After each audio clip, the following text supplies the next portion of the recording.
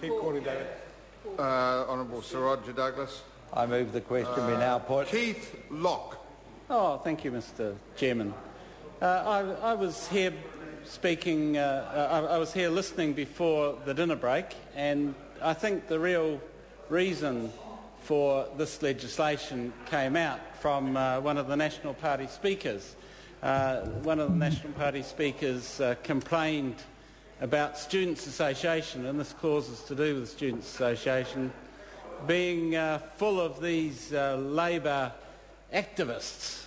And I think that that's really what it's about. It is true that on our campuses they are full of Labor and Green activists, and many of those Labor and Green activists are involved in students' associations and have traditionally been involved in students' associations. And the reason why they're involved is they are motivated by trying to help their fellow students, to help people in New Zealand, often to help people overseas. They've been the core of many what are now recognised as very commendable protests against apartheid, against nuclear weapons, against the Vietnam War, you name it, over the decades. And often it's been the students' associations, the young Labor, the young Green activists, the independent progressive type activists who have a social conscience,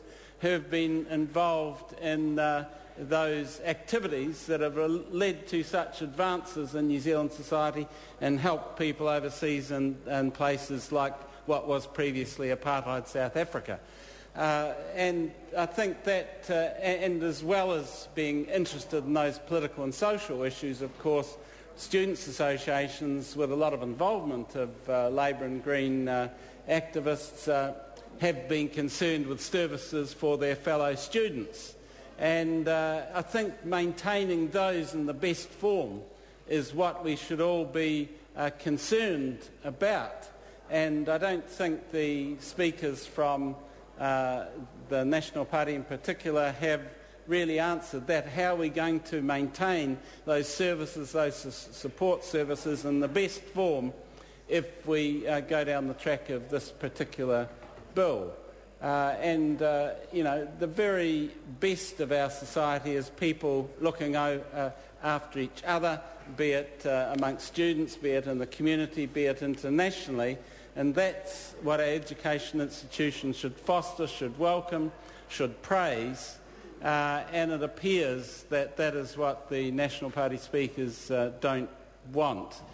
They want some form of individualism where everyone just looks after themselves, be it for the good or the detriment of society. And I think that we are bigger than that. Parliament is bigger than that. Parliament should be encouraging people to be active in politics and well motivated. Many of the people in this Parliament, the present Parliament and previous Parliaments, often they've cut their teeth in terms of social and political actions on being involved in student politics, often in student association positions. I think looking around there have been people who, and even in this chamber right now, who fit that category, and that is commendable.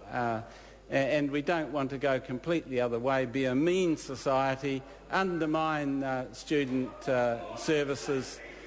Student 8 is about students' associations, and that is what I'm speaking to, and saying how it is important that we keep in legislation a reference to students' associations to highlight the importance of students' association, to highlight the importance of our younger the people who are just reaching maturity, becoming involved in education, also developing that social conscience that they will use not only while they're at university but in later life, including in the politics in this chamber. Thank you. David Shearer.